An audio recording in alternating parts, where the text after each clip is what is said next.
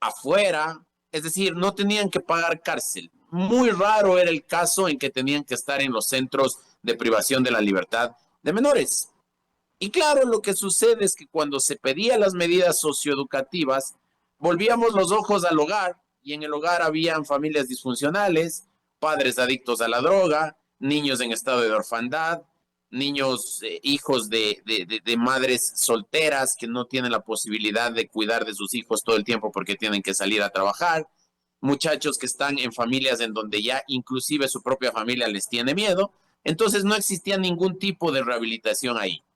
Y partiendo del principio de que nosotros, además de sancionar el crimen, buscamos proteger a los menores, hemos puesto una garantía para ellos, que implica el que si cualquiera de ellos en el proceso de investigación colabora eficazmente con la fiscalía, esa colaboración eficaz le puede significar una rebaja ostensible de la pena. Y de esa manera cumplimos el objetivo de rehabilitar, pero al mismo tiempo de sancionar. El texto, el espacio, hablo de los centros en los que deben empezar a asumir esa sentencia quienes logren finalmente cometer alguno de estos delitos asociados a el crimen organizado, es decir, ellos o esos que tengan que pagar 15 años. Van a construirse pabellones especializados en las cárceles que ya existen, más de 33, 34 a nivel nacional. ¿Qué va a pasar con los CAI, los centros de adolescentes infractores, o allí solamente quienes cometan los delitos de menor cuño? Sobre esos temas habrá que repotenciar los que ya existen, habrá que hacer lo que se tenga que hacer en cuanto a espacios especializados para menores de edad. Quienes cumplan la mayoría de edad durante el cumplimiento de la pena tendrán que dejar estos centros de detención de menores e ir a las cárceles de personas adultas. Y por supuesto nosotros trabajamos en un proyecto político integral. Lo que usted está diciendo de los centros especializados es una actividad o una prerrogativa que le corresponde al Ejecutivo, y el Ejecutivo está con la decisión de hacerlo. Muchos dicen, no hay plata, ¿de dónde vamos a sacar en esta escasez? No va a haber cómo resolver ese problema. Cuando se olvidan y se olvidan a propósito de que lo más importante es invertir en nuestros jóvenes, en invertir en la paz de la gente, en invertir en la rehabilitación de esos niños que han caído en manos del crimen organizado. Por lo tanto, nosotros desde la Asamblea Nacional cumplimos con nuestra función de generar la normativa.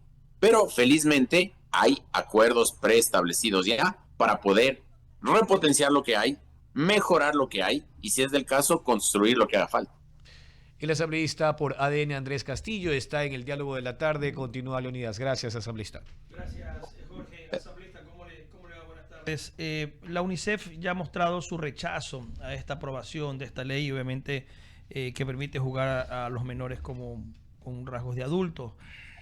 Ustedes van a tener que revisar este tema porque podría, dicen que violentar algunos de los principios justamente universales de los derechos de los niños, menores, adolescentes, y el planteamiento de UNICEF es que revisen este tema. ¿Cuál es la posición de la Asamblea, ustedes como bloque oficialista ADN que promovieron este cambio de esta ley?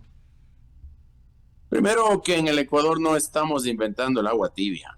Las reformas para el tratamiento de los menores infractores guardan absoluta relación con lo que sucede en la Argentina, con lo que sucede en Brasil, con lo que sucede en Chile, con lo que sucede en Uruguay, con lo que sucede en México, con lo que sucede en los Estados Unidos, en gran parte de Europa, en donde los menores son tratados como adultos e inclusive con penas más fuertes. Hay sitios en los Estados Unidos donde les ponen cadena perpetua, ¿no?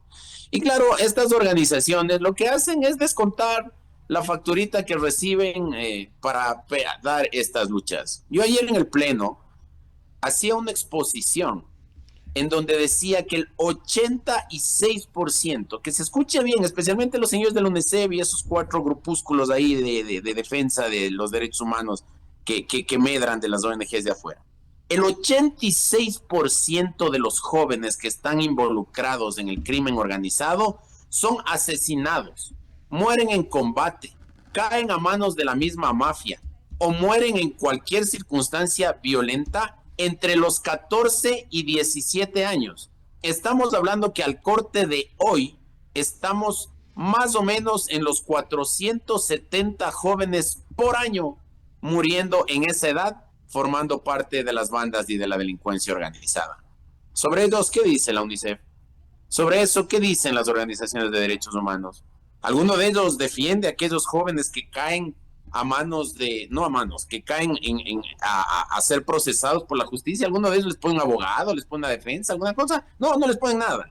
Cuando caen asesinados esos niños o cuando caen muertos en el cumplimiento de sus actividades irregulares, ¿alguno de ellos paga el sepelio, acompaña a la familia, hace alguna cosa? No, no hacen nada de eso, dejan que las familias se queden solas, abandonadas a su suerte. Y ahora que nosotros estamos estableciendo mecanismos que les cierran la puerta a la mafia para que no los usen, entonces ahí sí salen, porque claro, ya tienen que desquitar el chequecito, ¿no es cierto? Entonces, que la UNICEF diga lo que tenga que decir, está muy bien, democrático es, eso es el Estado de Derecho, pero debemos entender que en el Ecuador vivimos una situación que cada vez cobra más muertos, que cada vez cobra más negocios cerrados, que cada vez cobra más sicariatos, que cada vez cobra más actividades irregulares, y nosotros como Estado tenemos que entender aquello y resolver los problemas de nuestra gente.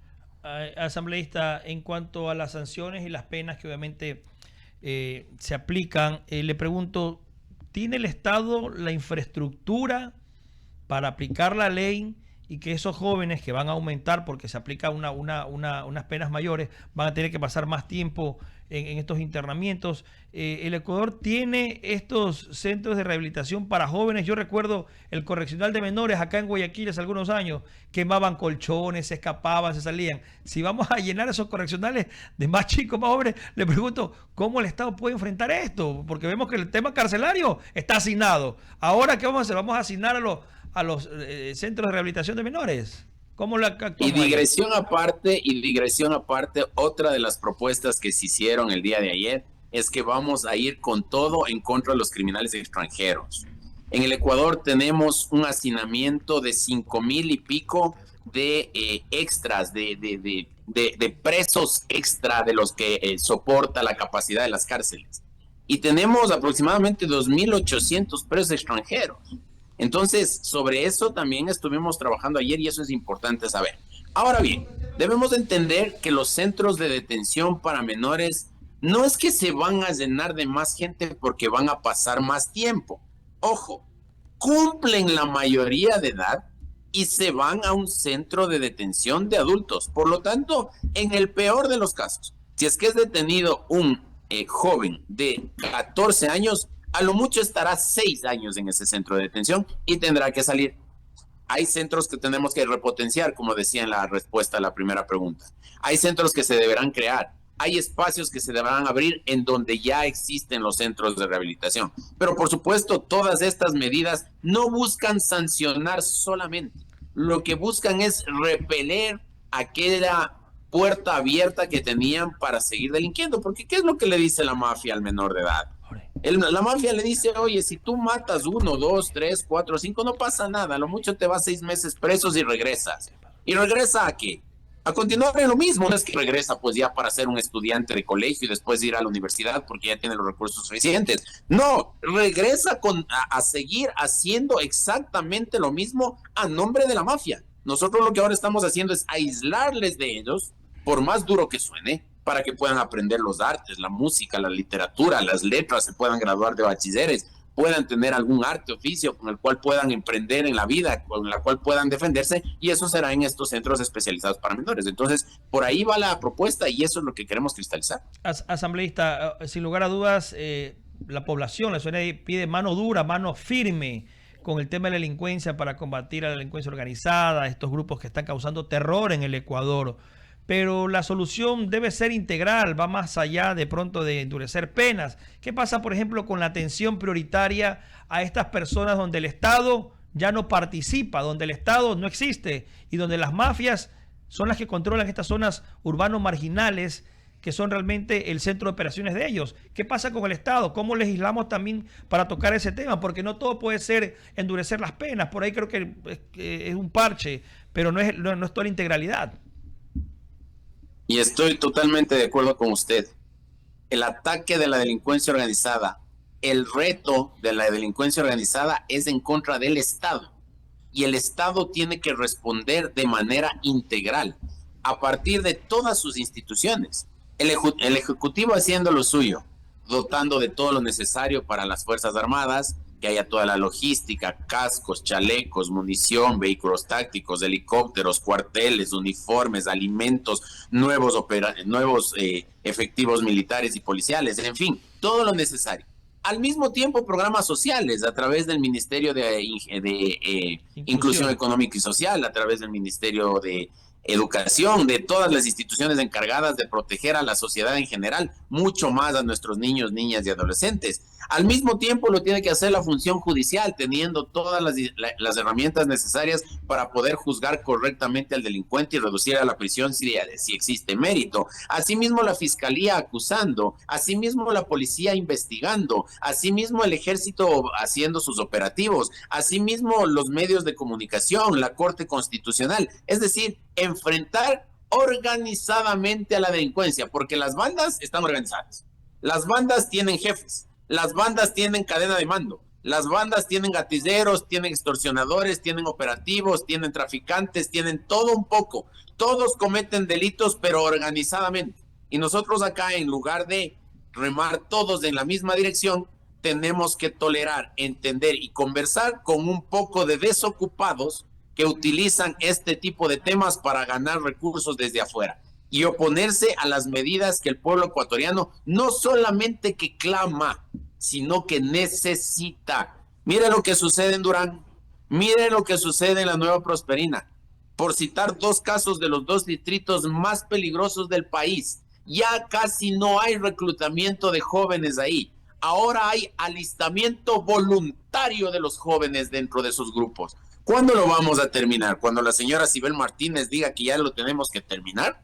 Por supuesto que habrá que trabajar en programas sociales, por supuesto que habrá que hacer todo lo necesario para alejarlos, pero ese cáncer de la delincuencia organizada hay que extirparlo con fuerza y paralelamente hacer una terapia para evitar que los jóvenes sigan involucrándose con estos grupos terroristas. Asambleísta Jorge Escobar tiene más inquietudes para usted. Jorge. Sí, un poco. Gracias. Ya a la luz de haber agotado el tema de los adolescentes infractores, quería pasar al endurecimiento de las penas en el caso de los funcionarios judiciales, también de los abogados en libre ejercicio. A partir del prevaricato, fíjese que en el Código Orgánico Integral Penal solo hoy se establece una pena que va de 3 a 5 años, así como para que no lo vuelvan a hacer, ¿no?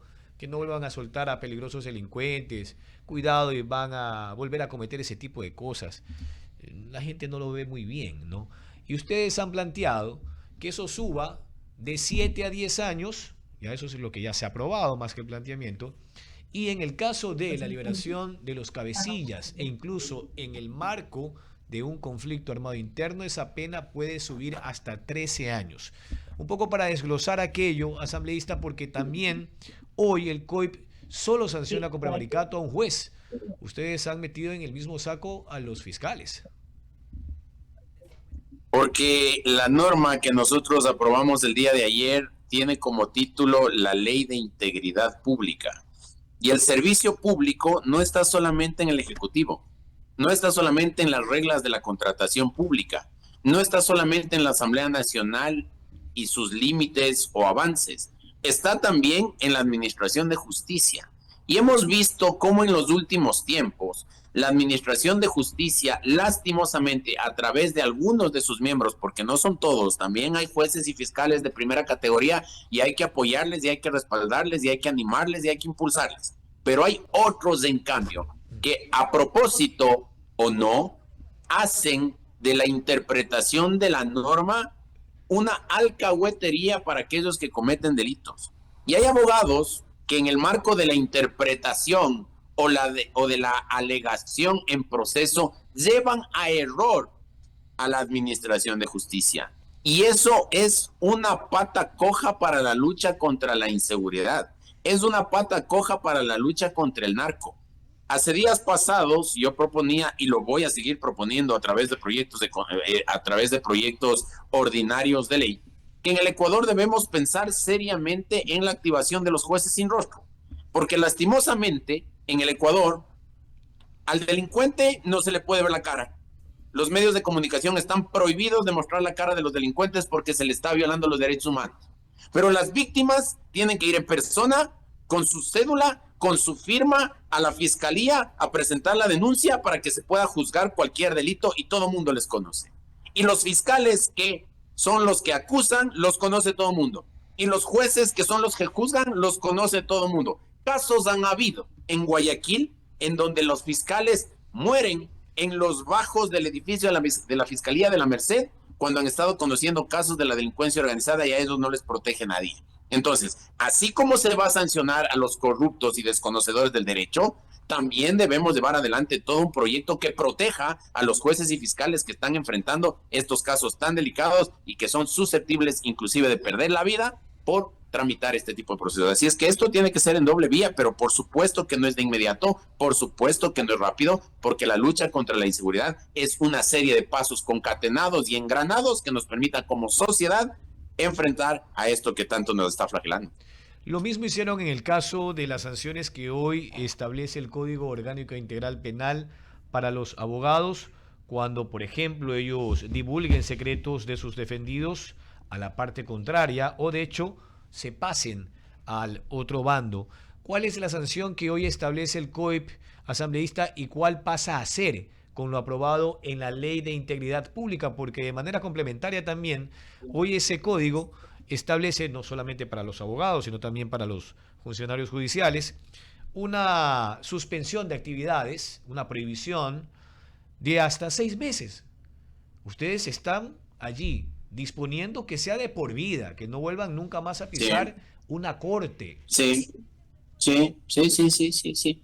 Mire, nosotros los abogados, cuando entramos a la Facultad de Derecho, la primera pregunta que nos hacen es: ¿usted está aquí para aprender leyes o para alcanzar la justicia? ¿Qué está buscando?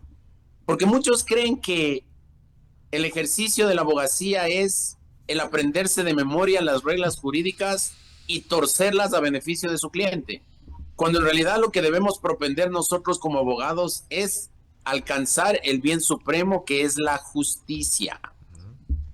Pobrecito, pues, del médico que ahora caiga en una mala práctica médica comprobada. Le quitan la licencia por un montón de tiempo, obviamente porque están jugando con la vida de las personas.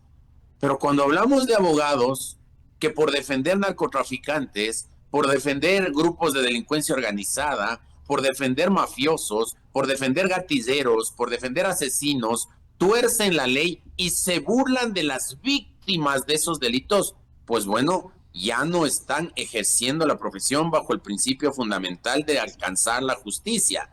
Así es que, si es que ya creen que el derecho es una mercancía que se puede comprar y vender, si es que ellos creen que el derecho es una bolita de plastilina que le pueden moldear a su gusto dependiendo del caso, pues bueno, ahora lo tendrán que pensar 2 o 3 veces, porque el principal valor que nosotros debemos precautelar es la justicia. Y si hay muertos por delante, hay que defender a la familia de las víctimas. Si es que hay violadas por delante, hay que proteger a las víctimas. Si es que hay vacunados por delante, hay que defender a las personas que han tenido que cerrar sus negocios porque la mafia les somete y les revienta los negocios y no les pagan.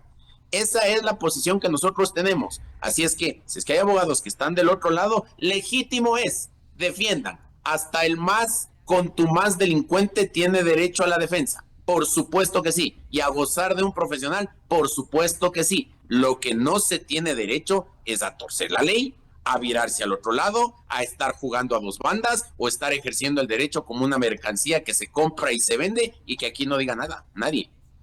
Bueno, en todo caso, enhorabuena que ese tipo de cosas también se empiecen a apretar desde el Código Orgánico Integral Penal de cara a una lucha anticriminal asambleísta que es de largo aliento y a veces para muchos no alcanza todo lo que se hace desde el bloque de seguridad, a pesar de las contingencias de el fuerte financiamiento, el aumento al IVA y demás. Enhorabuena, insisto. Agradecemos la comparecencia del asambleísta Andrés Castillo por las filas de ADN. Hemos hablado de los alcances de esta ley que se ha aprobado en el Parlamento de Integridad Pública. Buenas noches.